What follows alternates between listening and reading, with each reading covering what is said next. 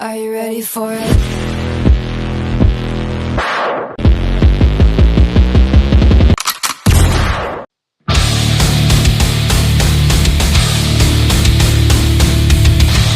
Yang pertama, etika. Etika berasal dari bahasa Yunani atau ethos, tempat tinggal yang biasa, kebiasaan, adat, perasaan, sikap, dan cara berpikir. Etika dalam arti yaitu ilmu yang membahas tentang kriteria baik dan buruk. Etika adalah pemikiran mengenai sesuatu yang dianggap baik atau buruk dalam perilaku manusia. Yang kedua, Pancasila sebagai sistem etika.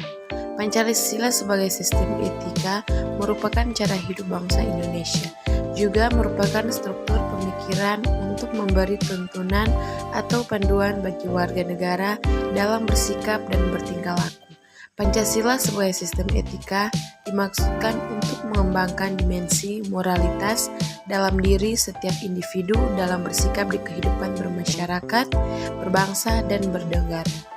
Yang ketiga, etika Pancasila.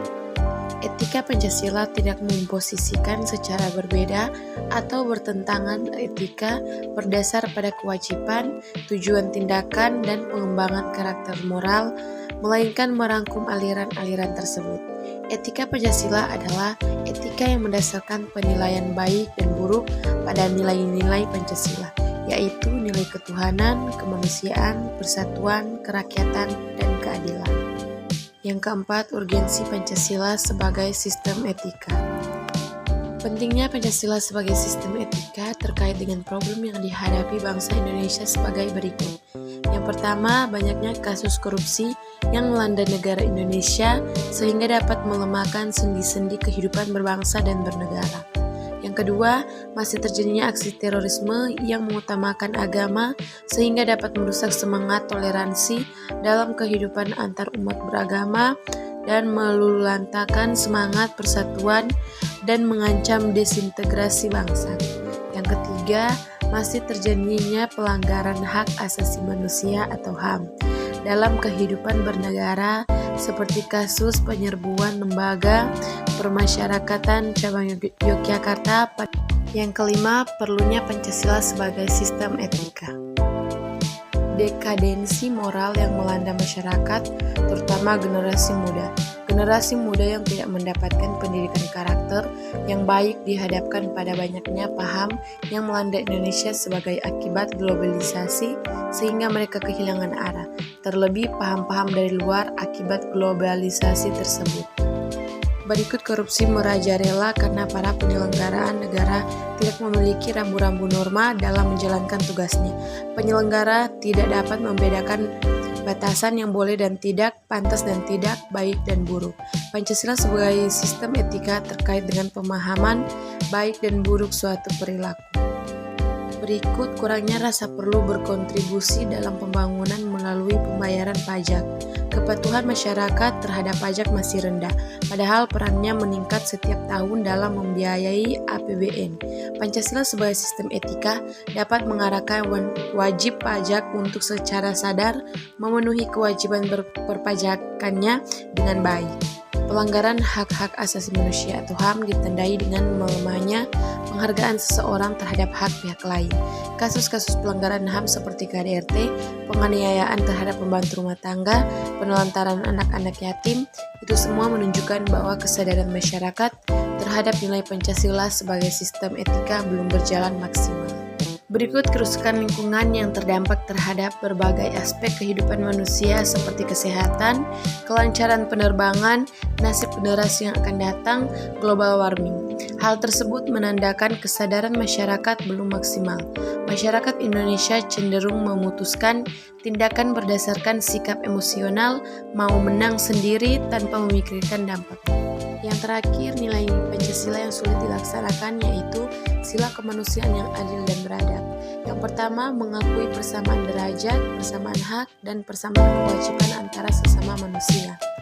Yang kedua, mengembangkan sikap tenggang rasa. Yang ketiga, menjunjung tinggi nilai kemanusiaan. Karena sebagian besar masyarakat masih memikirkan alasan dan mementingkan egonya masing-masing. Dalam kenyataannya, banyak sekali yang acuh tak acuh dengan nilai kemanusiaan. Bahkan Bahkan banyak yang saling membeda-bedakan harkat dan martabat manusia dengan materi. Dalam lingkungan yang kecil pun rasa kemanusiaan jarang sekali muncul kecuali pada orang yang benar-benar peduli akan rasa kemanusiaan. Selamat datang di Universitas Pembangunan Indonesia Manado yang terletak dekat dengan kawasan bisnis Bahu Mall Manado. Tempatnya di Kelurahan Bahu, lingkungan 3 Manado, sangat strategis di pusat kota Manado. Dibangun di atas lahan seluas 2,5 hektar, Universitas Pembangunan Indonesia Manado berdiri megah dengan ruangan 7 lantai, terdiri dari ruangan kelas, ruangan kantor, perpustakaan, laboratorium komputer, laboratorium keperawatan, pengadilan semu, dan laboratorium bahasa, kantin, serta rooftop di lantai atas. Universitas Pembangunan Indonesia Manado memiliki 6 fakultas dengan program studi, yaitu Fakultas Pertanian, Prodi Agribisnis, Fakultas Hukum, Prodi Hukum, Fakultas Teknik, Prodi Teknik Elektro dan Teknik Sipil, Fakultas Ilmu Sosial Ilmu Politik, Prodi Ilmu Politik, Fakultas Sastra, Prodi Sastra Inggris, Fakultas Keperawatan, Prodi Ilmu Keperawatan, dan Profesi Nurse. Didukung oleh sumber daya manusia yang berkompeten dan tersertifikasi, Universitas Pembangunan Indonesia Manado memiliki dosen dan tenaga kependidikan dengan latar belakang S2 dan S3 lulusan dalam dan luar negeri. Proses belajar mengajar dilaksanakan dengan teknologi informasi merujuk perkembangan dunia modern saat ini, dilakukan dengan sistem e-learning dan sistem ujian online atau ULAIN. Hasil tracer student Universitas Pembangunan Indonesia Manado dan fakultas menyebutkan lulusan UNPI sudah tersebar di dalam dan luar negeri.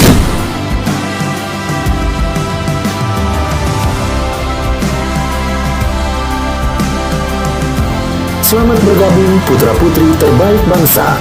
Kembangkan dirimu, raih cita-citamu setinggi bintang di langit. Kami siap menghasilkan generasi terbaik dan pemimpin di masa depan.